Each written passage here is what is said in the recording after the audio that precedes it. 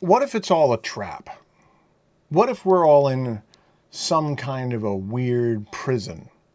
What would be the best prison to be in?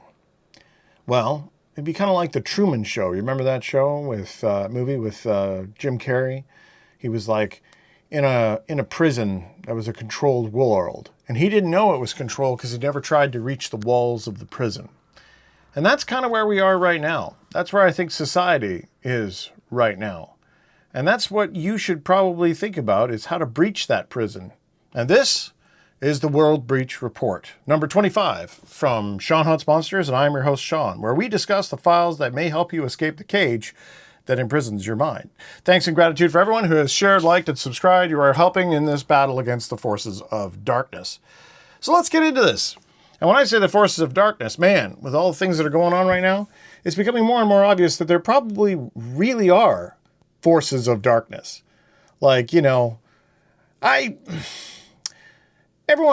YouTube tries not to say anything that's very offensive. I'm guilty of this too. I used to be, well, let's just say I was less concerned with being offensive. But now when I look out there and I look at how people are, I'm pretty old now. I'm like in my 50s. So I look out at these young kids now, and I see the trends that they're following, and I can see that where they're going is not leading anywhere.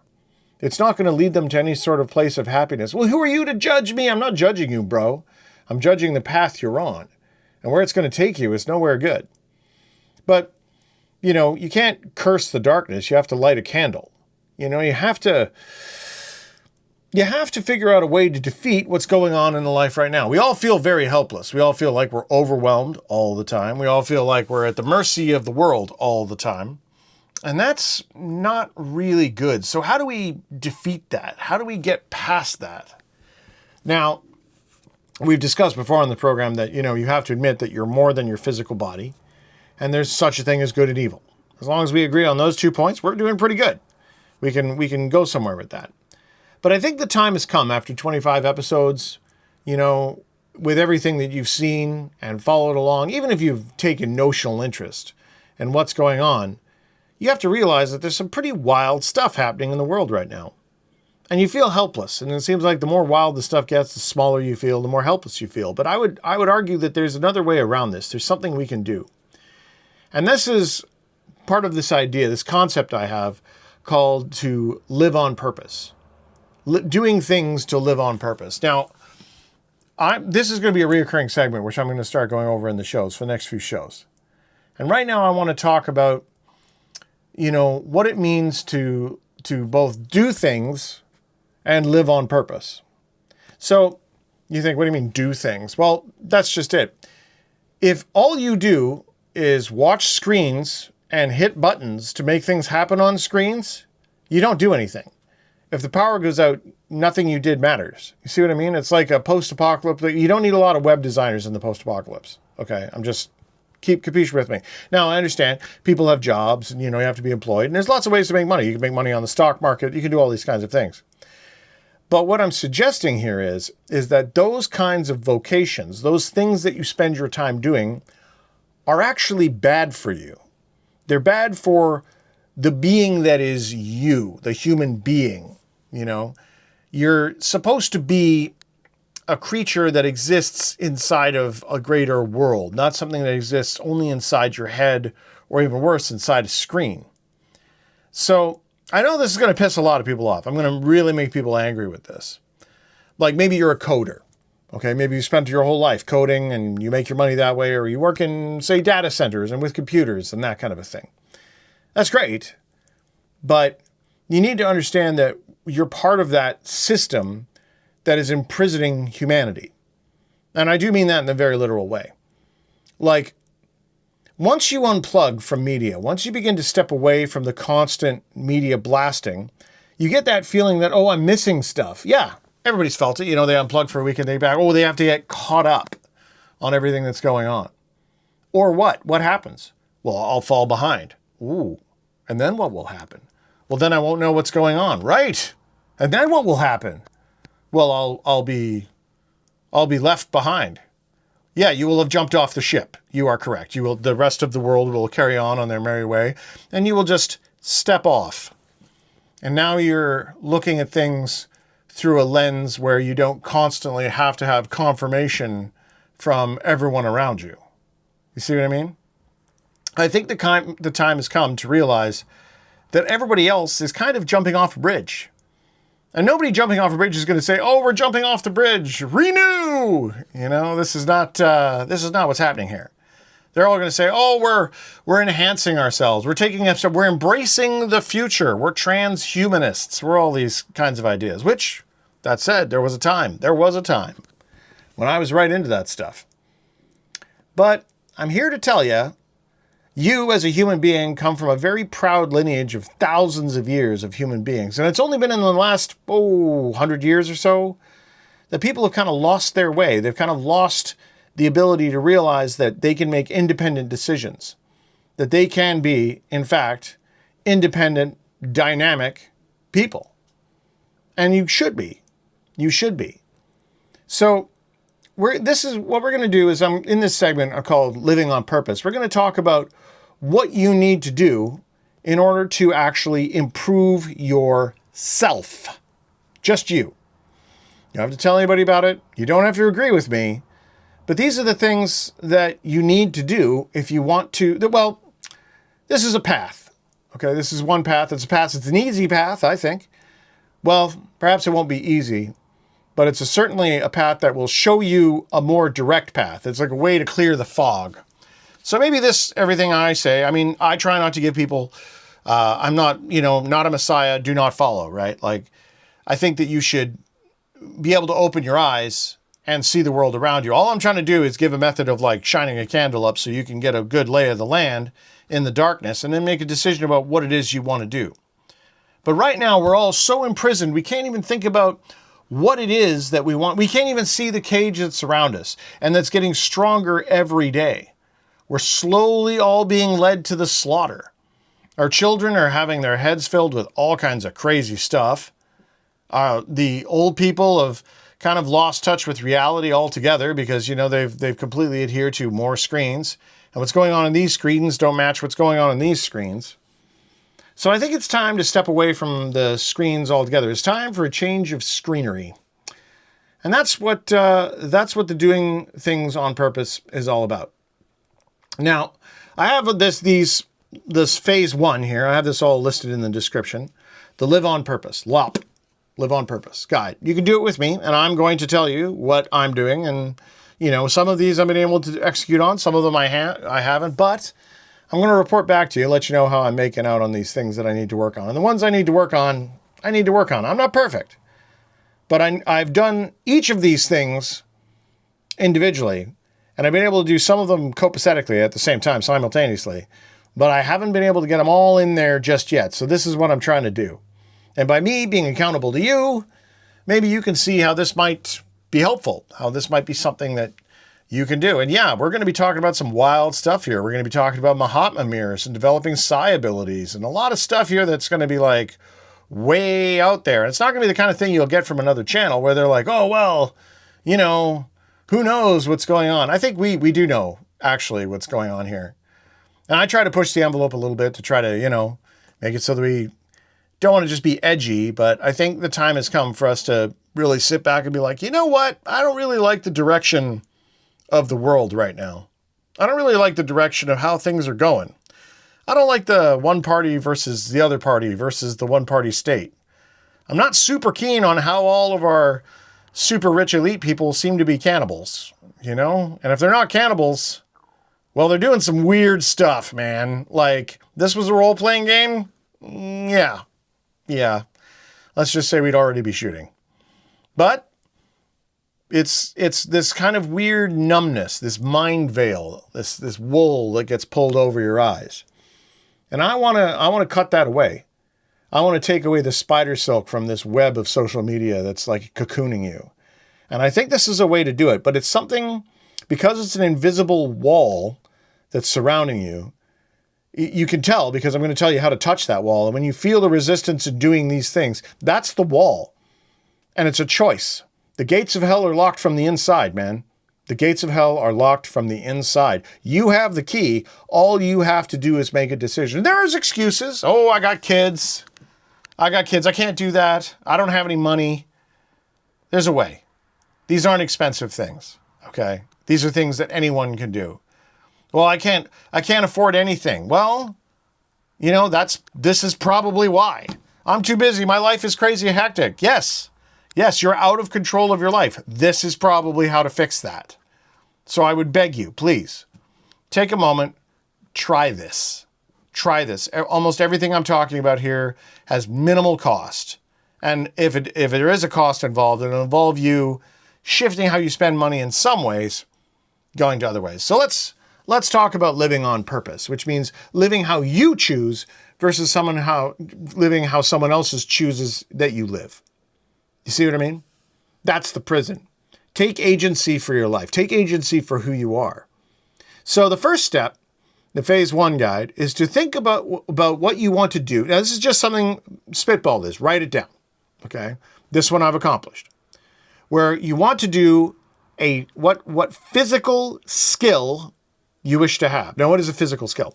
That is something you can do which produces a physical result that is a marketable skill. Okay, now if you wanted to say be an artist, okay, that means that you're creating something physical. It's a painting, okay? That means you're painting. And maybe you have dreams of becoming a great artist, so you paint a lot and you have a certain amount of time every day you spend. You have a plan for how to do that. You can't just say, I'm a starving artist and just starve, okay? The second part of that is you have to actually create art. And I mean real art. You have to go out there and have canvases, and if you're a painter, say, or if you're a sculptor, you have a way of doing this and you dedicate yourself to that. But that's not what we're talking about right now. Right now, we're just going to figure out what it is you want to do as a physical skill. And if you come to me and you say, well, I want to be a web designer. No. I want to make music on the, no. No, if you want to make music, that's fine, but you have to have a musical instrument. Okay, like an actual physical guitar or something that you're making music with, or a piano, or something to that effect where you make music. Now, that's just for the art crowd, but I would steer you away from that. This is not about your vocation. This is about a physical skill that you have on your character sheet. Okay, it doesn't mean that this defines who you are.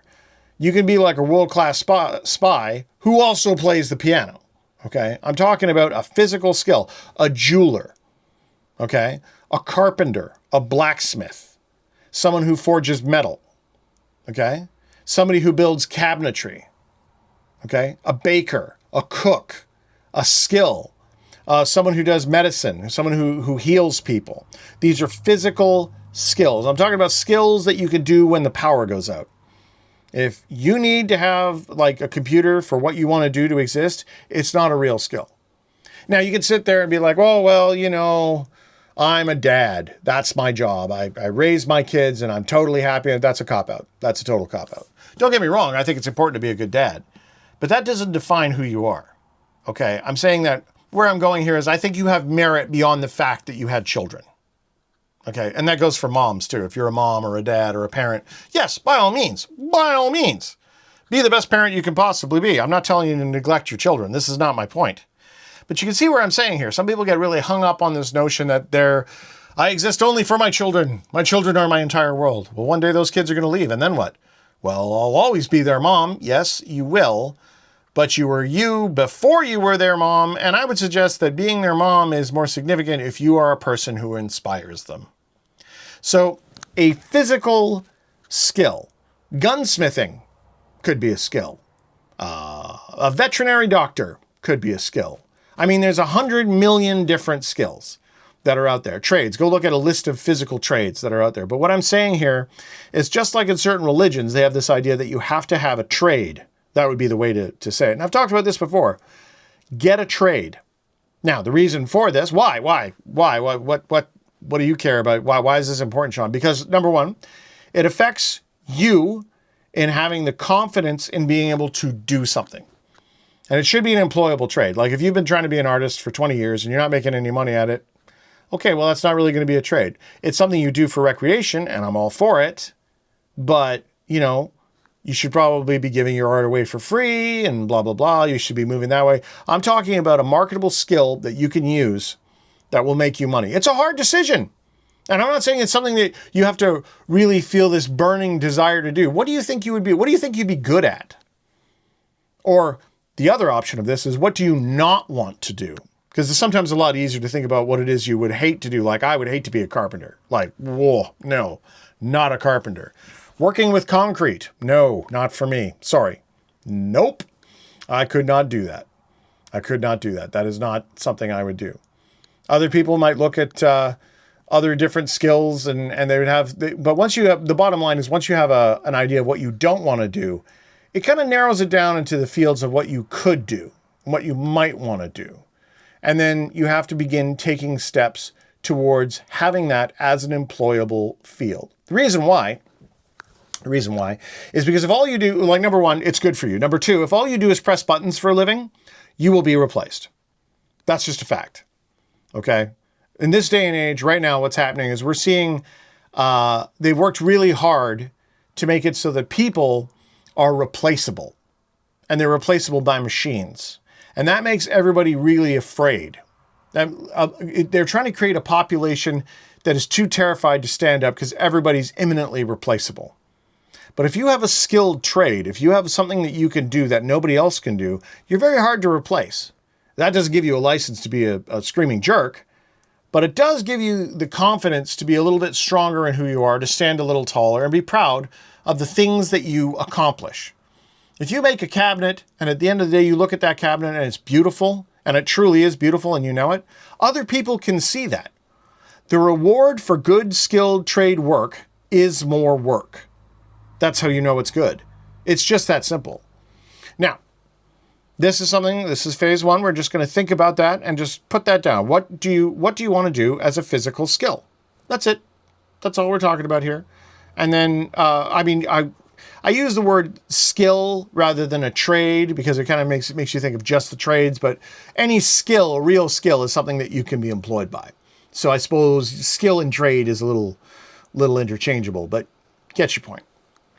The next step is having more to do with, this one's going to be really easy, and that is, don't drink anything that comes out of a can. Nothing out of a can. Stop drinking things that come in cans. Period. And why? That's crazy pants. Why would I stop drinking things that come in cans? Because everything that comes out of a can is processed. Well, I drank water out of a can. Well, you could probably get water from somewhere else. Like, get clear filtered water. You know, we're not playing the gotcha games here. You need to stop poisoning yourself. Now, this is so vital. There's an obesity epidemic in North America right now, and it's all because people have made choices due to convenience. Well, I'm too tired. Well, you're going to always be too tired unless you take some choices and take some accountability for what you put into your body. So step one, don't drink anything in a can at all. Okay? Just stop doing that. So that's number one. And you'd be surprised if you stop doing that, drinking anything that comes in a can. Well, I only drink bottles of pop. That's kind of the point. Okay? Like, you know, we're not playing gotcha games here. You see where we're going with that. Stop drinking sodas. Stop drinking anything that's poisonous. Stop drinking beer. Stop drinking that stuff. Okay? It is killing you. It is poisonous. Red Bull, these energy drinks, are you joking? Are you kidding me? Like, this is out of control. We're not even touching the idea of like vaping and all that stuff. I mean, this is crazy pants. But let's just start easy by don't drink anything that comes out of a can. Phase one. I've been able to achieve this. It can be done. Okay? This is another one I've completed. It's been a couple months since I've done this. So like, I've given myself some lead time here. So before I start setting these unattainable goals, like, I'll tell you straight out, yeah, I've been able to achieve that. Phase one complete. The next one, slow caffeine intake. I was originally going to say stop caffeine intake, but it's really, really, really difficult to to completely stop. And occasionally you might have a coffee on the weekends or something to that effect. But which means that, what does that mean to slow caffeine? That means you have homemade coffee or tea only. And if I was going to be kind of pushy about it, I'd say make it black. But this is phase one.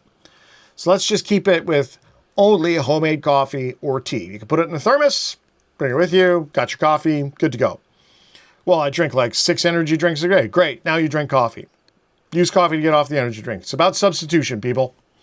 It would be impossible for me to ask you to like hit the wall and be like, bam, okay, we're stopping everything. And you do no. You've got to have something. So you've got to slow your caffeine intake because caffeine will kill you. It has a lethal dosage amount, okay? And useful, it's a very useful thing. I enjoy a cup of coffee every now and again. I do. I've all but stopped my caffeine intake. All but stopped it. I've had a couple of cups of coffee in the last 6 weeks. And I don't drink any tea, anything like that. Like there's some ways you can't really get around it. Some stuff has a little bit of caffeine in it. But you can find your ways around this stuff. Now, why?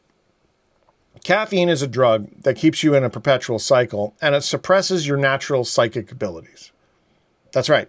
Caffeine suppresses your natural psychic abilities. It stops you from being able to listen to yourself. That's not me saying this.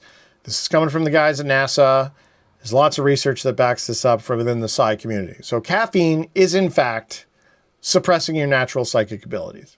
Now, if you don't believe in psychic, I don't believe in that. Great, don't worry about it. Skip all that. Caffeine is an addictive drug anyway. It's super bad for your heart. And I'm not saying stop. I'm saying get control of it.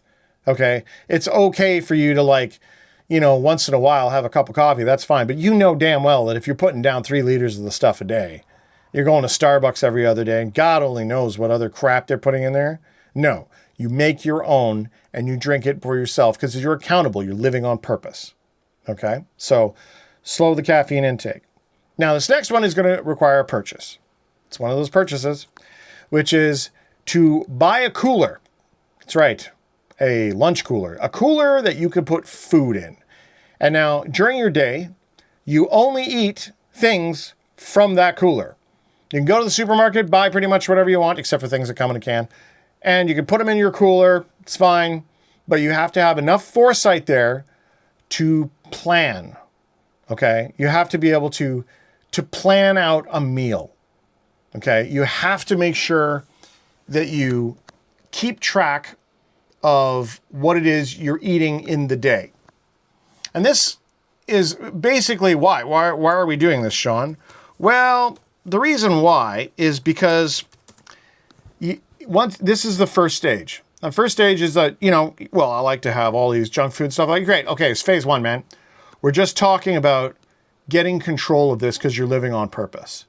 And if having a cooler requires you to make a little bit of meal planning stuff, you take back your agency where instantly you're immune to fast food because you don't eat fast food. It goes in the cooler. If it doesn't come out of the cooler, I don't have it. First couple of days, you might fall down. You think, oh man, I really want something to drink and blah, blah, blah. Okay, well, tomorrow I'll make sure I got a couple thermoses of coffee, whatever. Okay, you have a food bag, so you're accountable for your food.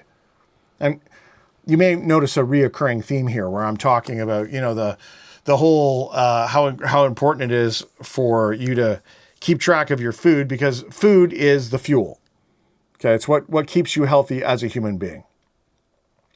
Now, the next one kind of goes hand in hand with the cooler, which is to track your life on a calendar. Like to track your life on some sort of calendar app. I would recommend an app because it's just easier than doing it on a piece of paper, and you want to set this thing up for success. I use Google Calendar. Okay. I am not successful with this. Everything I've said so far I've been able to do, but the tracking things on a calendar, having a hard time with it. Well, I'm really busy. Me too. I get it. But I put it to you that you will have far more control and you'll feel like you have more control if you follow your calendar. And this isn't me saying that this is like well known. So we're not doing anything other than just tracking our lives on a calendar. Phase 1.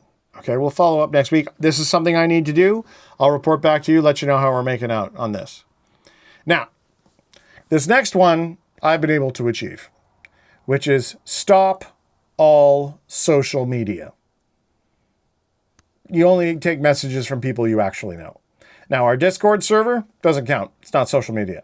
I'm talking about Facebook. I'm talking about Twitter. I'm talking about doom scrolling. I'm talking about the fire hose of stimulation that is constantly cascading your brain. The thing that you have to get up in the middle of the night and you're immediately checking messages and look at, you have to stop that. You have to stop that. Okay? So right now, if you're on Facebook, get off Facebook. Well, I use it to talk to people. If all the people you only talk to people that are on Facebook, it's time to get off Facebook. Okay? If you can't do that, there's a problem. There's a problem. If you can't stop using a website, there's a problem there. That's the wall. You're feeling it. That's part of the prison. And you need to think about what it is that you want here. Because do you want to be free? I'm telling you, that's part of the deal. Now, you got to substitute that, right? Because you've gotten rid of the social media. So you need media because your brain's like, whoa, I need dopamine. Okay, so we're going to change our media intake. Okay, rather than just doom scrolling, you're going to be looking at audiobooks. You're going to choose movies. You're going to look at movies that you want to watch. These could be old movies. These could be new movies. These could be like TV shows you enjoy. I'm not saying you have to give that stuff up, but I'm saying you choose what you watch. You don't just watch whatever. If you hear about something coming out, that's fine. You can watch that. But you're not just tuning in for no reason to watch whatever, okay? And the really good one for this is if you can do it, read. Because reading physically changes your brain. Now, I hate to say it, I've been able to give up all of my social media. I've changed my media intake to audiobooks. I've chosen movies, but I am not yet reading daily. That's something I'm not doing. And it's hard. It's really hard. And I'm hoping that the calendar thing will help me with that. But I need to make a time where even if all I do is I sit down and I open the page and there I am staring at a bunch of letters on the page and I stare at that same page for 4 days in a row, that counts. Okay, because you're showing up to do it. Maybe in the beginning you can only read a few lines, a paragraph. But over time, daily, that paragraph will turn into a page and that page will turn into a chapter. And before you know it, you're reading books. And this is so vital. I can't even begin to explain to you. This is like exercise for your mind. Okay, it's almost as important as the next one, but the one after this one. But I'm telling you that reading is a vital skill, which it's so hard to do. It is. I grant it. And I'm not saying you have to start with like novels. You start with comic books. That's fine. It's reading. Okay, and gradually transition over, but do it on purpose. Make sure you have a decision about what it is you're doing. The next thing we're going to talk about is a SMART scale. These are one of those scales you step on and it tells you everything about, your body mass intake and all that jazz. That's what a SMART scale is.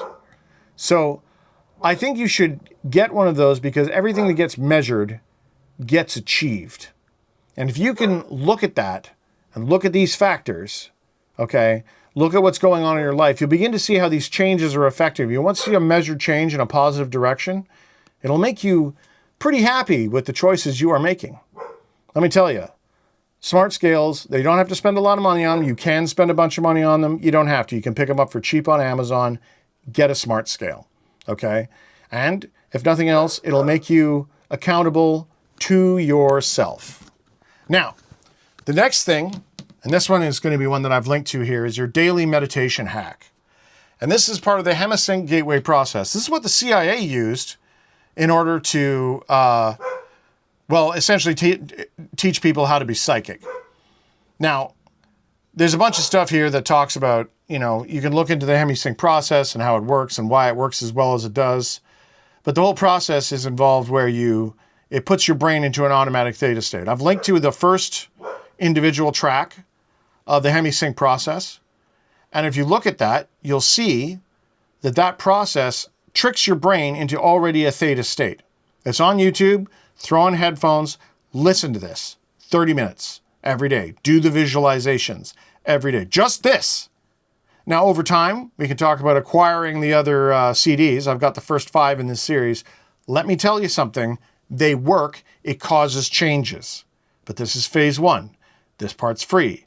Take a look at this. It's worth it. Definitely. Now, that is something that I was doing, am not doing now. I do have the SMART scale. I am doing that. But my daily meditations, I've stopped doing that. So I'm just telling you, that's something you need to work on. The last step thing here we've got to do is a mild form of exercise. And this is also free. It's 20 minutes. And it's Yoga with Adrian, a mobility session. I've linked to it below. I've talked about this in previous sessions. And there is no exercise I have ever done which has affected my body more completely than Yoga with Adrian. But you have to do it every day. You have to do it every day. And if you do it every day, you'll find that the aspect of doing these things makes a big difference. It will change who you are as a human being, and it'll change who you are as a person. So I've linked to the mobility one, and I'm telling you that rather than sit here and talk about a bunch of stuff that we'll be doing news reports, don't worry. But for right now, on this particular episode, I wanted to talk about living on purpose and giving you the guidelines. And I'll report back to you pretty quick here to figure out just what it is that we're doing so that you and I can both storm the wire and figure out who's really running this show and how we, as human beings, can be free.